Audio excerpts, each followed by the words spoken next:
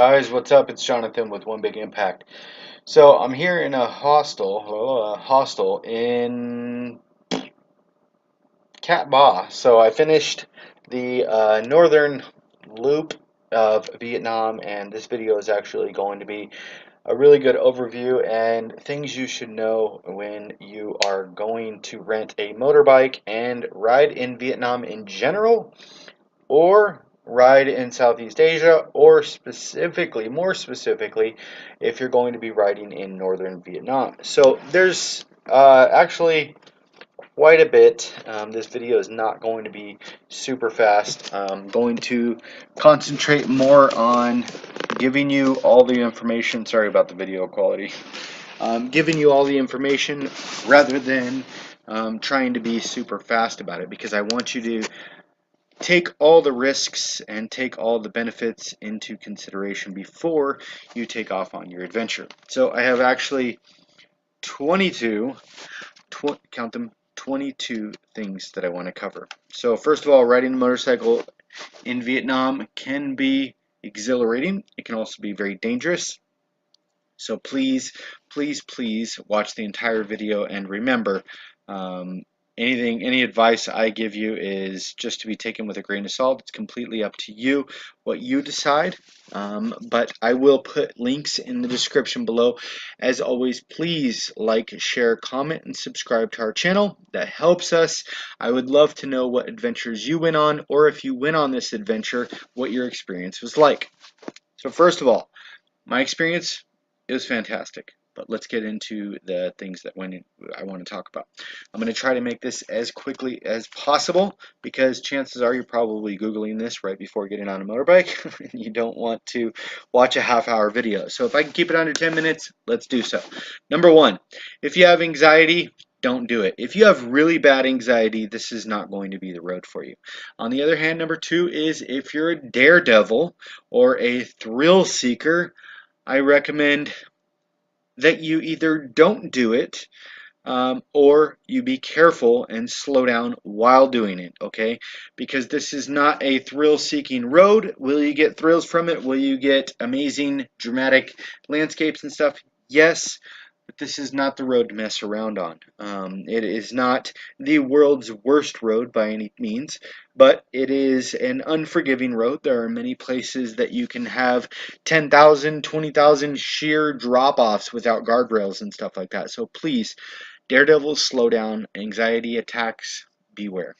Number three, Google Maps is much more accurate on this trail rather than Maps.me. Maps.me seemed highly unreliable and was probably the worst possible idea. It was just over and over, problems after problems. So I would say Maps.me is great in Southeast Asia. I've not had that much good luck. I don't know if their global positioning or whatever is off, but offline maps for Google was going to be the best. Now, again, number five, download offline maps for Google. Number six, before leaving Wi-Fi, make sure you start your route, because there is options that you're going to need to do, and I will put, let me think if I can do that. Yes, I will put a short video at the end of this video showing you exactly how to, which way to be able to work on offline maps, and what settings you need to put on your Google Maps to be able to do this loop most efficiently. Number seven,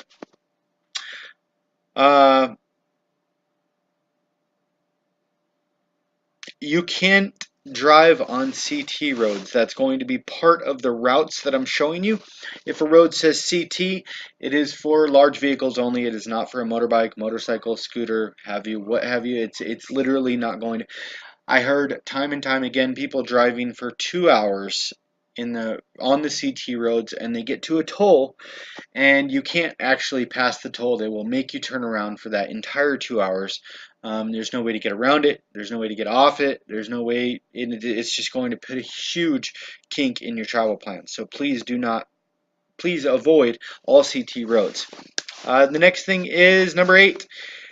If Google Maps or your time schedule or whatever you have figured or what somebody has told you says 5 hours, budget 7. Okay, if you're going to stop and take pictures, you're going to have to get gas, you're going to have to do this, you're probably going to be hungry, this and that.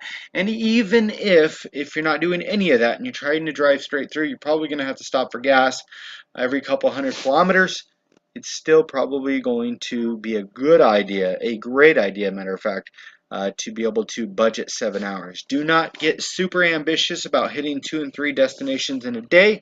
If it happens, that's awesome, but don't push yourself because you can end up getting stressed out, or like we did the first night we drove for like 20 hours. We were turned around and everything. Our never-ending story. We ended up sleeping outside, like 5 of us on the concrete in the middle of nowhere. So that was interesting.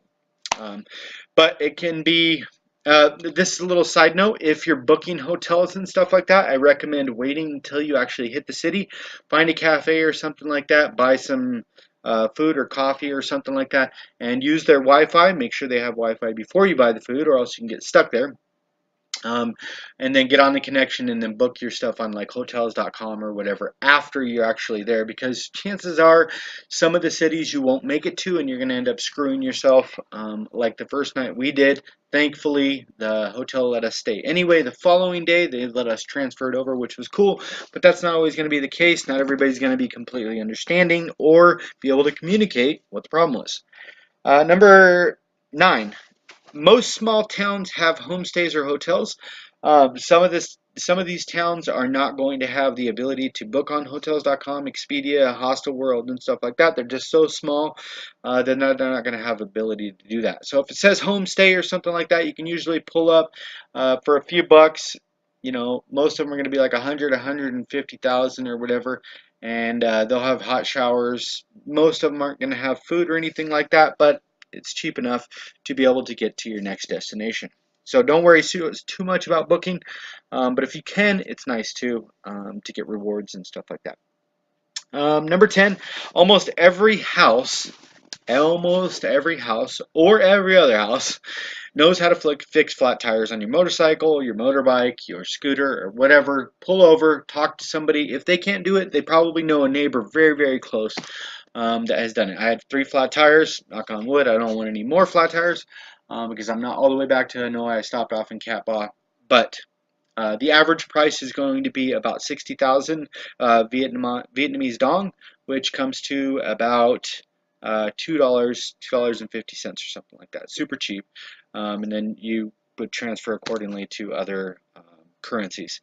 But it's really cheap. Sometimes if you're like in Sapa or different places, we've paid as much as 150,000 on a scooter. I think the scooter prices are a little bit higher because the motorcycle tires are cheaper and more readily available. So the other thing is I recommend changing your oil every 500 to 800 kilometers, which is like every 200-300 miles or something like that.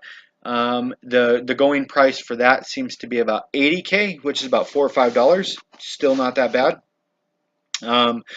Number 11, do not ever drive while you're tired. Okay, that's the first night everybody started getting tired, and I said, you know what, let's just pull over and sleep. I would much rather sleep outside and potentially get bit by something or have a rough night of sleep on the concrete rather than somebody plastering their face up against a wall or going over a cliff. Do not drive tired. There's people driving 24/7 on this road, extremely large trucks. It takes one split second to be able to go off the road and get hurt, so please don't do this. The next, number 12, is this road is probably not the road that you want to learn how to ride on. Now, that being said, if you have lots of time, it could be. It's okay. We do have a couple new riders with our little entourage, and which is cool, but they are significantly slower than the rest of the group, which is okay. That's perfectly fine. Again, do not pressure people to go faster than they want to.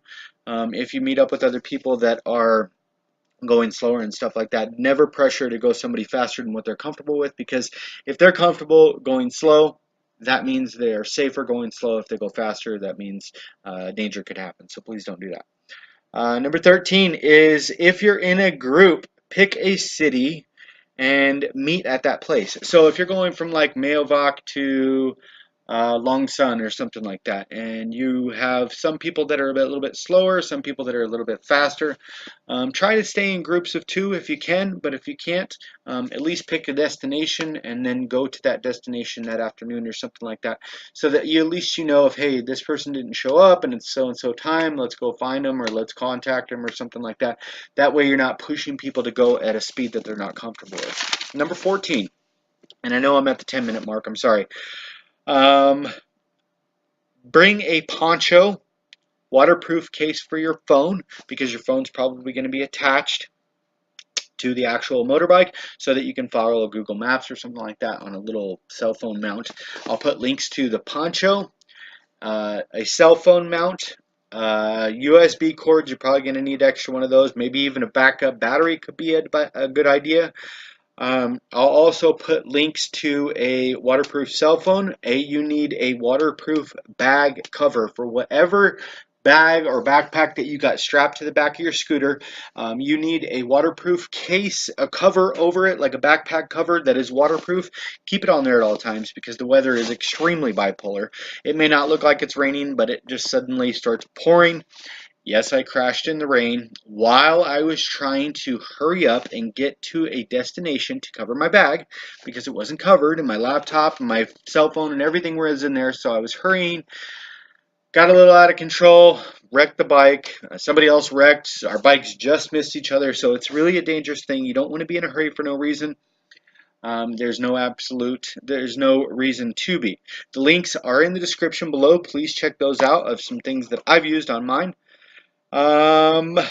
Rain is almost guaranteed, even in the dry season. It's the dry season right now, and it's rained probably 7, 8 times on our trip. Number 15, bring small pocket camera. Okay, I don't know where my camera is, but I'll put a link in the description below. It's a little Canon camera or something like that. I put it in my gym shorts, and then if I need to stop and take a quick photo or a selfie or something like that, I can just pull it out, boom, take a picture and keep going. Do not bring a DSLR unless this is going to be your specific target, is actually to make great pictures and stuff like that, and you have lots of time and stuff like that. Otherwise, it's going to be a pain pulling it out every time, unpacking your bag. You're going to be a forever on this road, so please think about that. Also, I recommend probably bringing a GoPro. I'll put a link in the description below for that, and maybe a helmet mount, motorcycle mount, maybe even a chest mount. We got lots of different great views. I didn't, because my GoPro case is broken. It's cracked across the front, and it's going to be crazy videos, but the people I'm riding with got some really epic videos. Number 16, rent a bike. Do not buy one. Why? Because you're going to have a freaking hard time trying to sell it back. Everybody wants to sell you a bike. Chances are these bikes that they're trying to sell you are pieces of crap. We checked out some people with bikes for sale. They were junk. We went to Styles Motorcycle, and I will put a link in the description below for that. Styles Motorcycle, the guy was great. They're family oriented. They offer you beers the whole time that you're ordering, and not while you're driving, obviously, but like while you're doing the contracts and stuff, he's giving you beers, cold water. They have helmets, they have gear, they have everything. For 2 weeks, it cost me $140. It's like a $400 deposit. They cover all major issues with the bike. So if you have any issues with the bike, as far as like engine and stuff like that, that's all covered. Certain things are not covered, like flat tires and oil changes. Obviously, that's just general maintenance that you should be doing on the road, and it's cheap enough anyway. The next thing, and yes, I'll put a link in the description below for his website, his address in Hanoi, by the way. Number 17, every other person I've seen literally since I started from Hanoi has wrecked. Okay, they have major road rash. I've witnessed 3 wrecks. A guy the other day, I felt so bad for him. He had been carrying his hand around, because, not carrying his hand, but his hand was massively chewed up. And another guy I saw the other day, he had just wrecked right before we pulled up on him, and his foot was just demolished. He had wrecked prior to that. The guy sleeping on the bed right here, just wrecked into a rice paddy like 2 days ago. The guy next to me on the bed has actually huge road rash and stuff like that. So it's really common. You need to be safe, okay? I recommend probably picking up a helmet before you come. I will put a link in the description below for the helmets. Yes, I'm an Amazon affiliate. I do make a small commission from you guys using my links to purchase, and that's how I'm able to make videos over and over again that help, hopefully, if they help you. So please be safe. Do not, I cannot stress that enough. This is not the place to screw around. It's not the place to drink and drive. It's not the place to do anything stupid or think you're tough or something like that. Just literally enjoy the views and have a great time. Number 19. I wrecked twice. Okay, I wrecked into a river yesterday. I got pushed off the road the same day, and I also wrecked in the rain, like I said before. I came into a river really hot and hit the algae. Bike went flying like 50, 60 feet, and yeah, I was luckily perfectly fine. Knock on wood. Number 20, be predictable. Okay, specifically, this is for city driving, not necessarily up in the hills, but also there too. You don't usually have to worry about the scooter riders. Those are not the people that you have to worry about. The two main things that I've noticed you have to worry about is big semis and tour buses. Also, another thing is cars. They don't drive their cars the same way they drive their scooters. Scooters are very predictable. You know, if you're going straight, cool. You know, pretend number 21. Always assume someone's around you. Someone is always probably around you, and if you just assume that there's somebody behind you, on the sides of you, and everything like that, you will make sure that you do not make sudden movements and end up bumping into somebody or causing a problem. I'm going to be completely honest, some of these people have an entire family, 4, 5, 6 people sometimes, on their scooter. It's really important that you remember that there's children involved.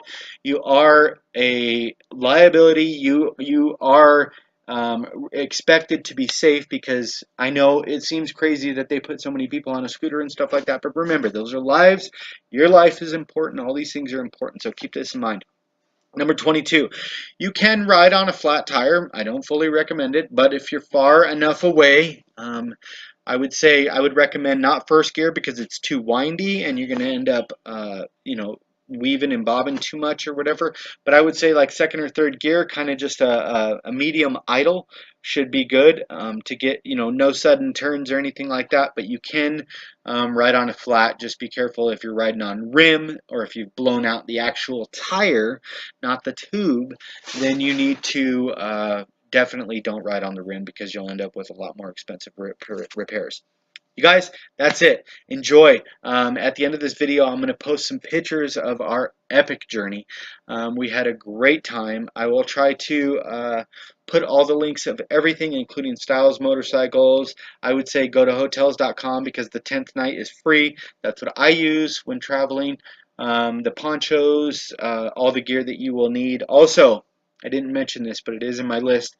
On your cell phone mount on the motorbike, okay, some of these roads are jacked, like literally major off-road.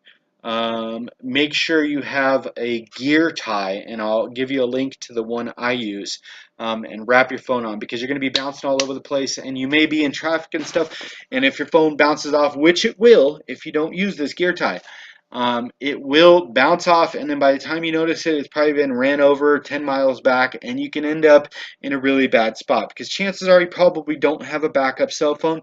So it's really important that your map and everything is protected and stuff, and all your information. You guys, I hope you guys like our video. I apologize it's so long, but I really did my best to be as thorough with this as possible.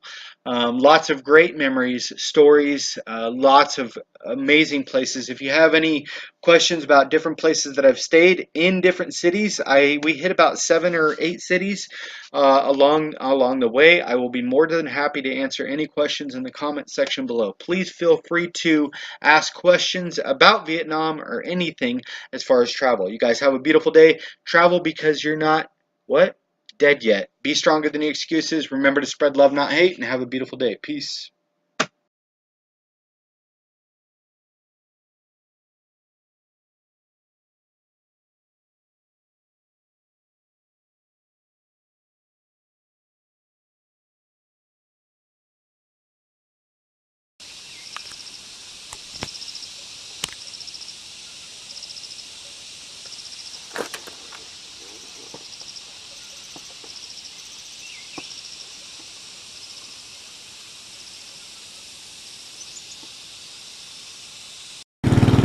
Okay, so the visibility is like literally zero. And I decided to ride with one hand on the edge of a cliff.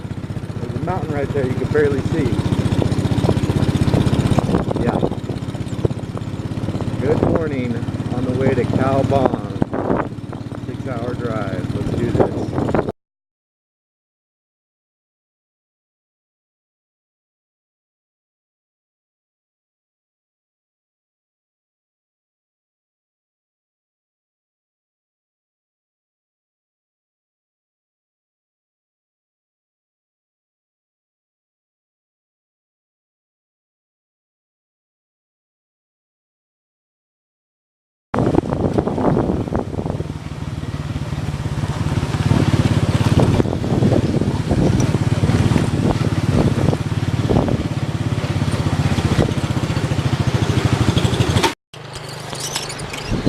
Follow your dreams. That's all I have to say. Follow them. Chase them. Stand up and freaking run for them. No matter what it takes, do not give up. Do whatever it takes. Look at this freaking view. I'm currently in the mountains of northern Vietnam, where everybody tells me not to go. And guess what? The result is beautiful. Beautiful. Just like following exactly what you want to do. On little Betsy here, we're gonna get going. I wish you guys all the most fantastic day. And the reason I wish you a most fantastic day is because you're the most fantastic person. You gotta know that. If you don't know that, it's time to wake up. Hello?